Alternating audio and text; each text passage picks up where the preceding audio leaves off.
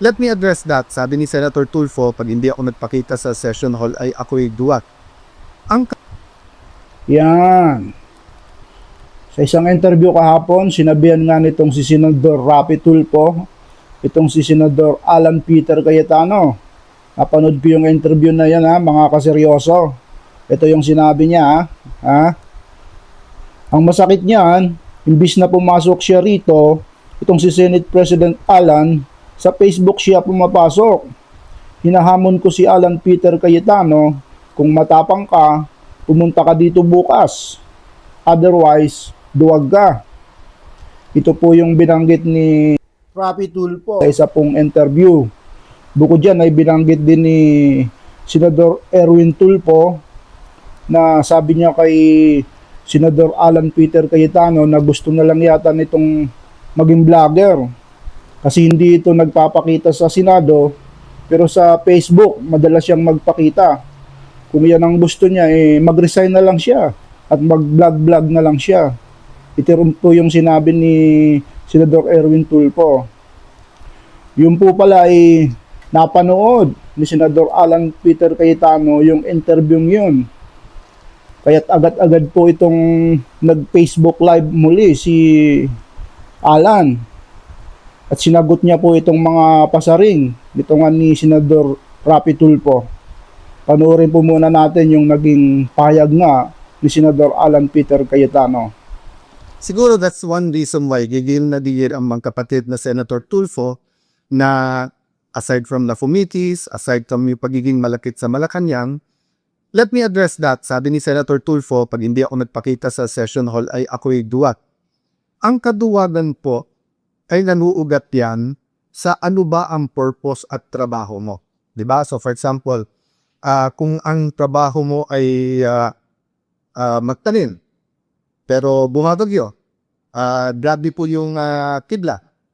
Every time mo bumawala kidlat, kasi it's not a matter of tapang, magtatanim ka na, tamaan ka man ng kidlat, di ba? So, ganun din sa sundalo. Hindi natin isusubo ang sundalo natin sa mga bagay na suicide ang mission. Pero ipangtanggol ang bansa at mamatay para sa bansa.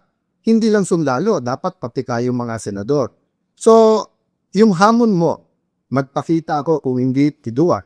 Para po rin sinabi ang bawat senator, ikaw, maging independent ka o hindi, duwag ka. You know, this is not a radio or TV program. This is not entertainment. This is the Senate of the Philippines. So we have to be more professional. Kung hindi ka lang Tulfo at kung hindi lang Tulfo si kapatid mong si Erwin, sinumbong ko lang kayo kay Tulfo Diba? Pero ang reality is, because nandiyan kayo, because you have a strong voice, use it for the good of the country. There are also issues facing you. So you ask Joel Villanueva, you asked Jingo Estrada, you asked Chis Escudero to face it squarely. So face the issues also squarely. Wag yung itigilan natin yung Blue Ribbon na committee and then gagawin natin personal yung lahat ng issues. There are issues facing all of us. Pati ba naman Senator Tulfo, lahat na nung pinapay, binintan nyo sa amin. Nung panahon ni President Duterte, kampi kayo sa drug war. Ngayon naman, balikta. Tapos lahat ng pinatay, sinisin nyo. So, pati ba naman internet at saka airphone, sa akin nyo pa rin sinisik. O baka murder pa yung kaso na yan, ha?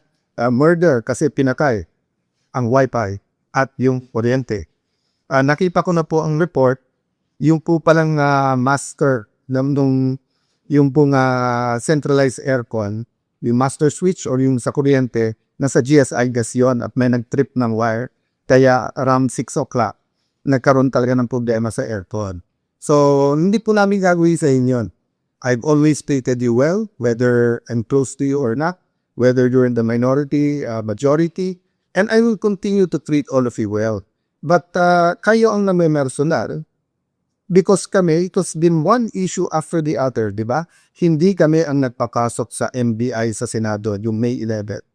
Hindi rin kami ang kumuha ng NBI na fully armado na pinaikutan ang Senado tapos kumasok pa sa Senado noong May 13.